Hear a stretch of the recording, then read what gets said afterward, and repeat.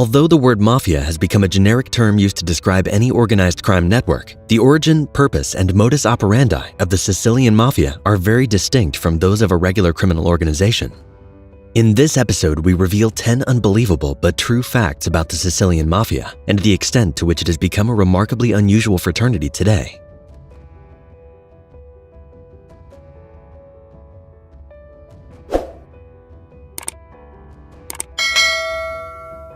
1.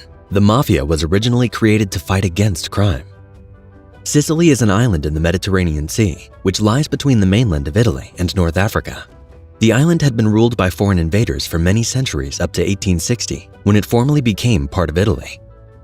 After the liberation of the island from foreign control, the Italian government abolished feudalism and redistributed the lands and properties to native Sicilians. This resulted in a sudden increase in wealth, an increase in commerce, and an influx of new settlers, which resulted in an increase in the number of disputes and the need for security and arbitration for which the new government was not prepared to provide. This gave rise to unprecedented levels of crime. In smaller Sicilian towns, the complete absence of a permanent police force enabled criminals to operate with impunity. There was a need for Sicilians to come together and form groups for self-protection and to administer their own justice. The groups gradually evolved to private armies, or mafiae. They were hired by wealthy Sicilians who happily paid protection money, called pizzo, for extra-legal arbitration and protection. The mafia enforced justice with impartiality and was very effective in recovering stolen goods. It was noted that the mafia's success rate at recovering stolen cattle in the 1860s was 95%, whereas the police had only a 10% success. In a short time, the mafia had managed to bring peace and security to Sicily. The members of the mafia, known as mafioso, plural mafiosi, were highly respected and loved by the Sicilian public. However, as time went by, the Italian government gradually increased its presence on the island, established a court system, and increased police presence, thereby making the once lucrative mafia business completely redundant. Regrettably, by the end of the 19th century, these private armies resorted to extorting protection money from wealthy Sicilians and gradually evolved into a violent organized crime syndicate known today as the Sicilian Mafia, or the Cosa Nostra. Therefore, unlike other criminal organizations, the term mafia originally had no criminal connotations. In fact, the Sicilian Mafia was established for a noble cause. This explains why up till today, members call themselves men of honor. 2.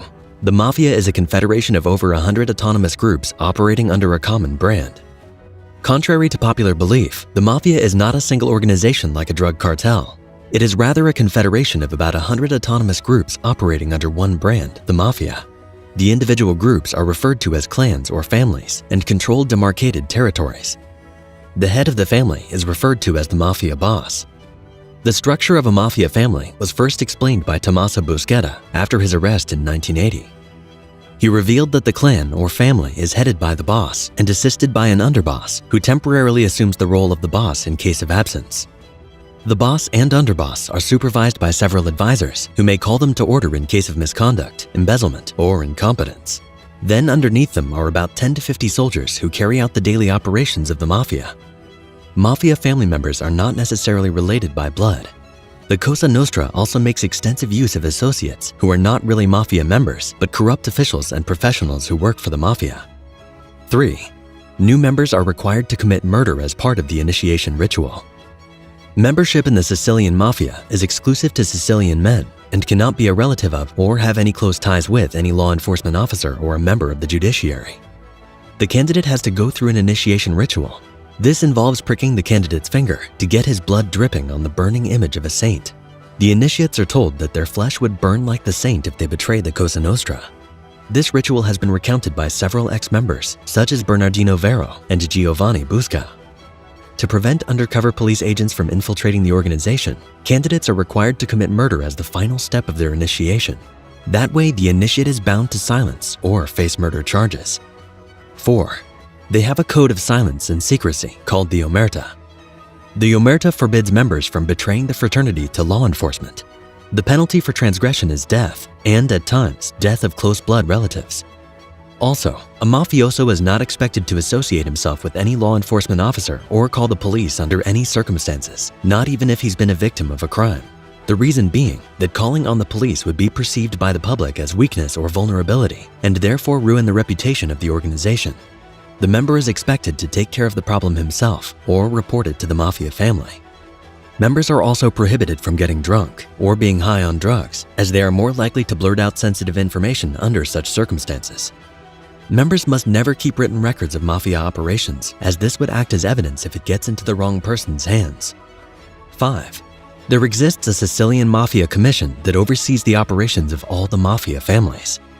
The Sicilian Mafia is probably the only criminal organization with a commission that oversees the activities of the various families or groups. This august body comprises of leading members who sit once in a blue moon to discuss pertinent issues regarding strategy, regulating mafia activities, and settling disputes between the mafia families. The commission has also been reported to intervene in the affairs of individual mafia families, such as to settle succession disputes or check the excesses of a mafia boss.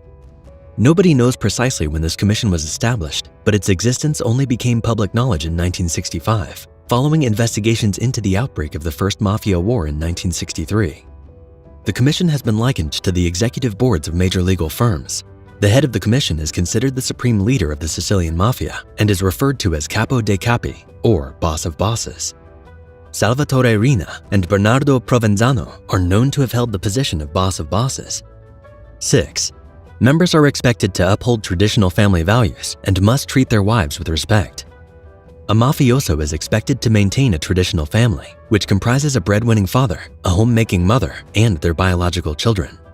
Therefore, members must not father children out of wedlock under any circumstances.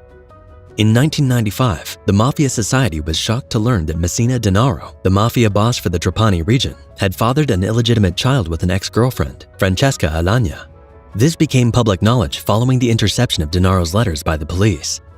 Also, mafia members are strictly prohibited from entertaining extramarital affairs, patronizing prostitutes, or even sitting in a club, bar, or public entertainment spot.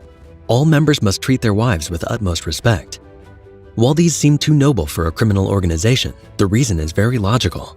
First of all, the mafia cannot risk having a vengeful wife talking to the authorities. Secondly, the more members get exposed to the public, the more vulnerable they become. Think of all the drug lords whom the FBI arrested simply by tracking their communications with mistresses. 7. The mafia approaches potential clients like a door-to-door salesman and may offer a free trial service. The principal activity of the Sicilian Mafia is to provide protection and guarantee trust in the areas of the Sicilian society and economy where law enforcement cannot be relied upon. The protected clients pay a protection fee known as pizzo. Also, the mafia settles disputes between criminals, oversees illegal business deals, and protects legitimate and illegitimate businesses from thieves, cheats, and vandals. This aspect of the mafia is often disregarded by the media. Note that this was the original purpose of the mafia since the 1860s. Till today, it remains their principal activity and primary source of income. The mafia politely approaches potential clients like a door-to-door salesman and may even offer a free trial service. However, rejection often results in coercion and other forms of intimidation by the mafia, but doesn't usually result in any bodily injury. However, if the prospect attempts to expose the mafia, then the outcome may be fatal. This was the case of Libero Grassi, a clothing manufacturer who was murdered in August 1991 after he published an open letter to a mafioso who tried to extort protection money from him.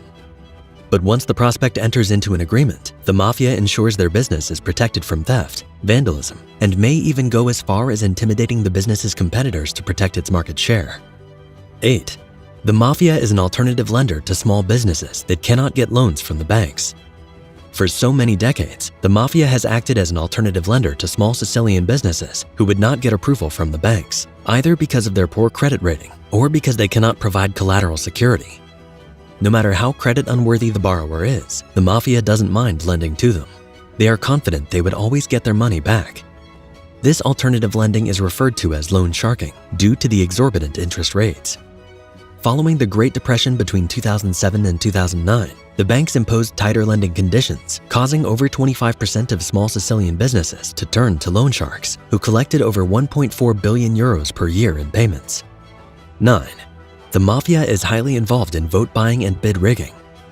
While most criminal organizations do not concern themselves with politics and the country's public affairs, the mafia is greatly concerned with who sits in the position to make laws and issue contracts. Politicians are known to contact the mafia during elections to secure votes for them. With 965 seats in parliament and many political parties, the collective support of the over 100 mafia families can be decisive for a politician's success. Furthermore, a mafioso's mere endorsement of a candidate is enough for their clients, relatives, and associates to vote for the client. Politicians are expected to repay the mafia with favors, such as sabotaging ongoing investigations into mafia activities, issuing permits, and granting public contracts. Failure to comply could have fatal outcomes. When two mafia-connected officials, Vito Ciancimino and Salvatore Lima, took over Palermo's public works office, 80% of building permits were given to just 5 people, allegedly mafia members, none of whom operated a major construction company. Some years later, Salvatore Lima, then a prosecutor, was murdered by the same mafia for failing to reverse the convictions of mafia members as promised. Several prime ministers, including Giulio Andreotti and Silvio Berlusconi, are alleged to have been elected into office with the help of the mafia. The mafia also uses threats of violence to intimidate competitors and win public contracts for their client companies. Before we get to the most unusual aspect of the Sicilian Mafia, its 10 commandments, please give us a like and subscribe to our channel. 10. The 10 Commandments of the Sicilian Mafia. There exist strict rules of etiquette and a solid code of conduct. Mafiosi of the same rank call each other compare, meaning comrade, while junior members call their superiors padrino, meaning godfather. While members of other criminal organizations are expected to protect the interest of the syndicate by use of intuition and common sense, the Sicilian Mafia has a well-written code of conduct that clarifies the values and principles of the Brotherhood. In November 2007, following a raid on the hideout of a mafia boss, Salvatore Lo Piccolo, the Sicilian police found a list of 10 commandments believed to be the mafia code of conduct. The commandments are as follows. 1. An unknown member cannot introduce himself to another member. He must be introduced by a third person known to both parties. 2. Never look at the wives of fellow members. 3. Never be seen with the police. 4. You can't go to a pub or club. 5. You must always make yourself available to the Brotherhood when needed, even if your wife is about to give birth. 6. Appointments must always be respected no matter what. 7. Wives must be treated with respect. 8. You must always provide accurate information to the Brotherhood. 9. Members must not cheat one another or cheat a blood relative of another member. 10. People with bad behavior or who are related to law enforcement can never become members. These commandments had earlier been recounted by former mafioso Antonino Calderone in 1987 after his arrest. Thank you for watching, and do well to check out our next video right here.